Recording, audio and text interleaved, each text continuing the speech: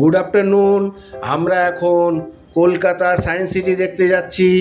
Subway দিয়ে pass করে আমরা সায়েন্স সিটির পথে। কলকাতার সায়েন্স সিটি ভারত সরকারের সংস্কৃতি মন্ত্রকের অধীনস্থ national council of science museum দ্বারা স্থাপিত একটি বিজ্ঞান কেন্দ্র ও বিনোদন উদ্যান। এটি পূর্ব কলকাতার ইস্টার্ন মেট্রোপলিটন বাইপাস এবং জেবিএস হ্যালডেন অ্যাভিনিউয়ের সংযোগস্থলে 50 একর জমির উপর অবস্থিত।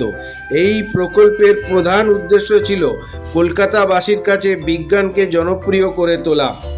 সায়েন্স সিটির একটি অংশ 1996 সালের 21শে ডিসেম্বর এবং বাকি অংশ 1997 সালের 1 জুলাই তারিখে উদ্বোধন করা হয়।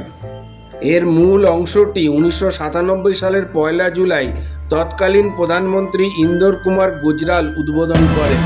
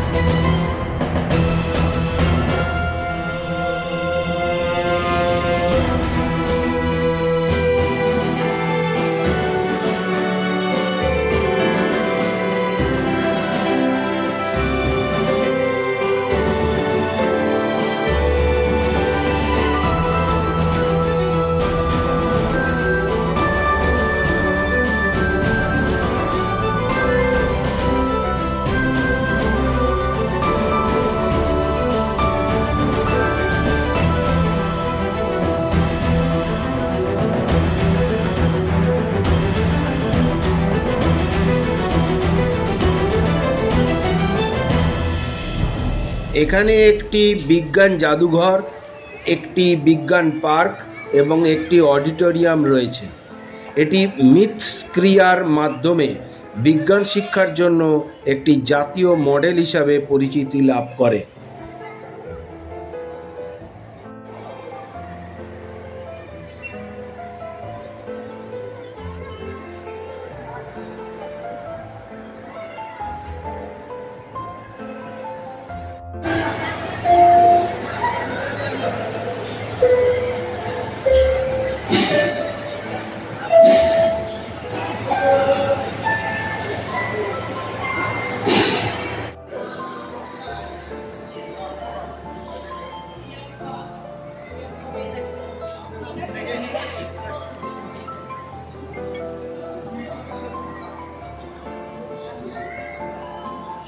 এই রাইডটির নাম হচ্ছে SRV টাইম মেশিন।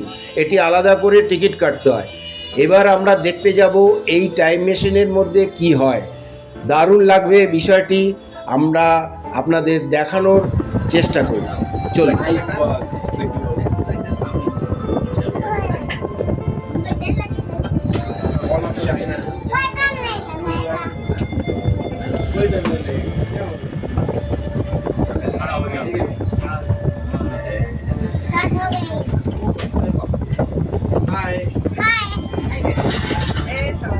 सवारी हम लोग का ड्राइवर है, देखो देखिए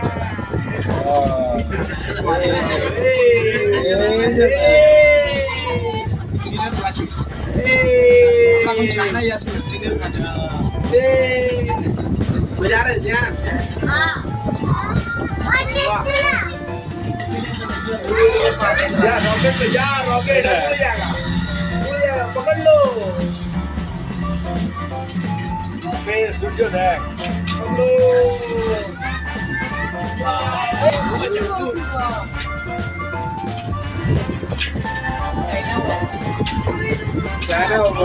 चाइना वाला में खड़ा दिया।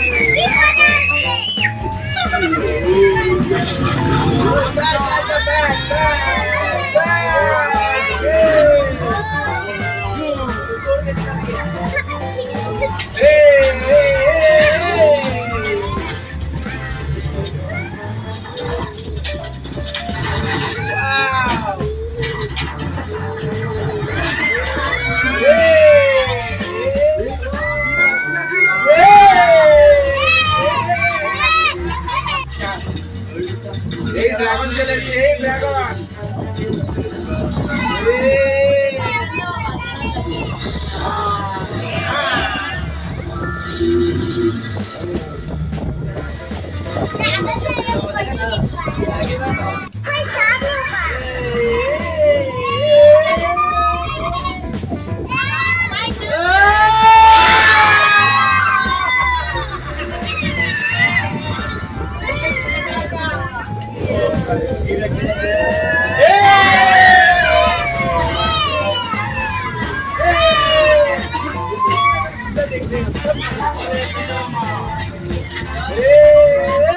Evolution of life dark ride শোটি দেখতে গেলে সায়েন্স সিটি এক্সপ্লোরেশন হলে আসতে হবে এবং আলাদা করে 50 টাকার টিকিট কাটতে হবে। এই বিল্ডিংয়ের নিচেই এই টিকিটটি পাওয়া যায়। এইখানে একটা কথা জানিয়ে রাখা ভালো, সায়েন্স সিটির সবথেকে পপুলার রাইড হচ্ছে এই ডার্ক রাইড, তাই এখানে বেশ লাইন পড়ে। হাতে সময় নিয়ে আসবেন এই রাইডটি চড়ার জন্য। এই রাইডটির নাম শুনেই বুঝতে পাচ্ছেন যে লাইফের যে এভলিউশন হয়েছে আজ অবধি সেটা দেখানো হয়েছে বিভিন্ন মডেলের মাধ্যমে, অনেকটা সেই জুরাসিক পার্ক সিনেমার মতো। এই গাড়িগুলির মাধ্যমে আমাদের নিয়ে যাওয়া হবে ভেতরে। এই গেটটির বাইরে আমরা ওই গাড়িতে বসে আছি। গেটটি খুলবে এবার আমাদের জন্য, আর শোটি শুরু হবে। আপনারা দেখতে থাকুন।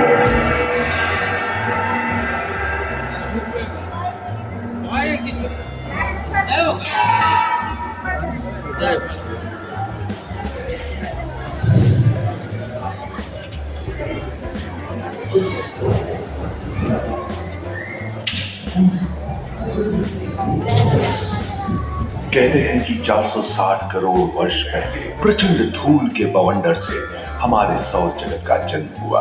धीरे धीरे पृथ्वी शीतल होने लगी। वायुमंडल में ऑक्सीजन के स्तर निरंतर वृद्धि से 120 करोड़ वर्ष पहले एक से अधिक न्यूक्लियस वाले बहुकोशिकीय जीव का जन्म हुआ।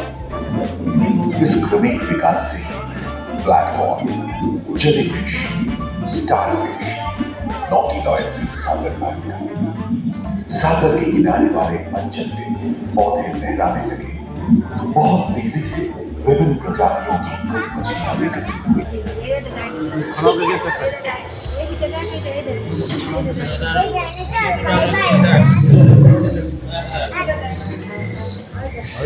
लगभग 10 करोड़ वर्ष पहले धरती पर पेड़ पौधों का जन्म हुआ, जो बढ़ जाएगा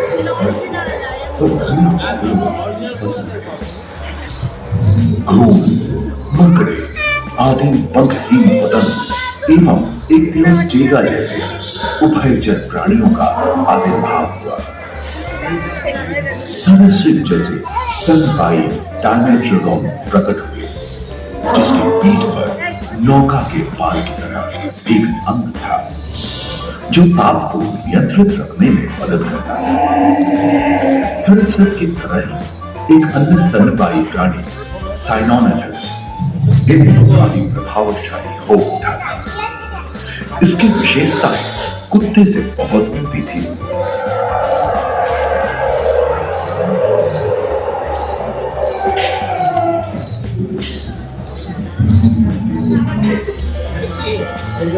प्राय 1 मीटर तक पंख फैलाने में सक्षम दानव जैसा ड्रैगन फ्लाई, साथ ही दिल चिट्टे, बीगल एवं बिच्छू पृथ्वी के चारों ओर फैल गए थे। धरती में पाए जाने वाले अधिकांश कोयले ही कार्बोनिफेरस युग के मृत पौधे से उत्पन्न हुए थे, जो कि धरती के अंदर दब गए थे। उन दिनों पृथ्वी के 1/3 हिस्से में एकमात्र महादेश था, जिसे पैंजिया कहा जाता था। जलवायु गर्म रहती थी। भूभाग पर प्रागैतिहासिक सरीसृपों का ही शासन था।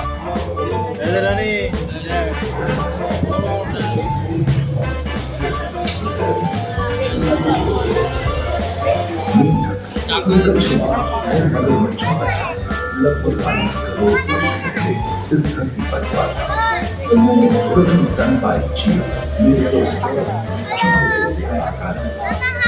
प्राचीन सरीसृप और उनकी जगह डायनासोर में गई। ये घटना प्राय 20 करोड़ वर्ष में डायनासोर विभिन्न आकार के और धरती के फैल गए एवं जलवायु के अनुकूल खुद को। इनमें से कुछ लोग धरती की तरह सबके और कुछ 15 पूर्ण वयस्क हाथियों जितने भारी थे।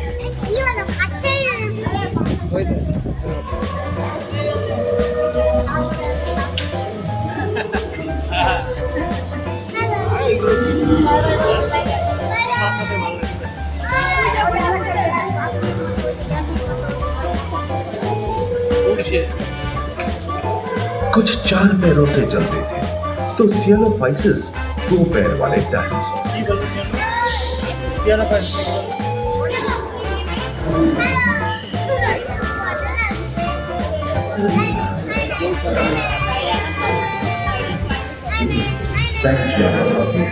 खंडित होने के कारण भारत एशिया की ओर खिसकने लगा था। महादेशीय प्लेटों ने हर जगह ज्वालामुखी के रूप में लावा। इसके फलस्वरूप आए भूकंप से विभिन्न भौगोलिक आकार एवं आकृतियां निर्मित हुई एवं ओविराप्टर जैसे छोटे डायनासोर तो ओलंपिक के तेज धावकों की तरह दौड़ सकते थे। पैरासाउरोलॉपस और कोरियोसॉरस के सिर पर कलगी होती थी। करीबन 5 मीटर लंबे पंख वाले टेरोनोडोन उड़ने एवं फिसलने में माहिर थे। सुनने में विचित्र लगे, पर अधिकांश डायनासोर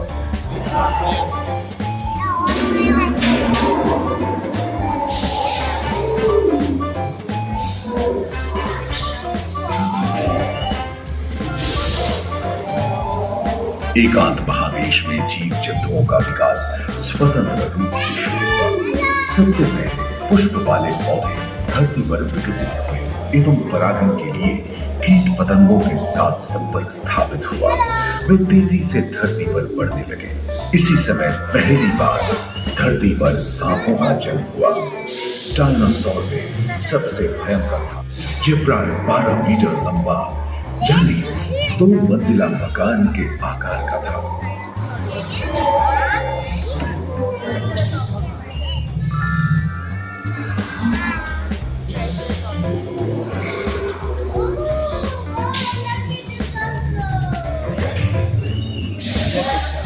इनके हमले से बचने के लिए शाकाहारी एंकिलोसॉरस अपनी पूंछ के उत्कर्षार्थ इस्तेमाल करते। सभी डायनासोर प्राय 6.5 करोड़ वर्ष पहले विलुप्त हो चुके थे। एक अनुमान के अनुसार एक पृथ्वी से 4 जिसके फलस्वरूप उत्पन्न भूमि के विशाल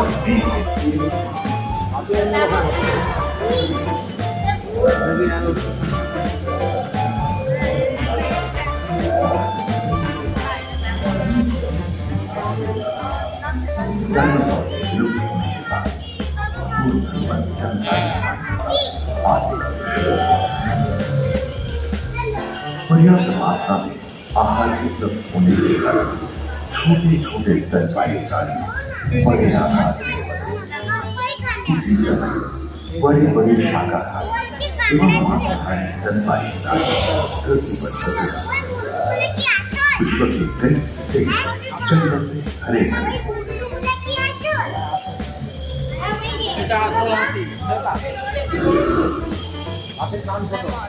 आसिफ खान शुरू में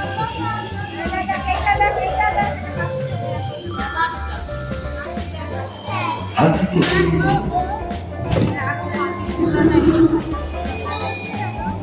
पहले शुरू हुआ था। रोएदार गैंडे, रोएदार स्तनपायी और कस्तूरी गायों ने अपने शरीर के रोमों की सहायता से शीतल जलवायु के साथ तालमेल बैठा लिया था। पुष्टकुंभक आकार की फूलनुमा ग्लाइकोडोन जैसे विशाल फार्मस लोग उनसे मौजूद थे, के कारण यह समय के साथ विलुप्त हो गए।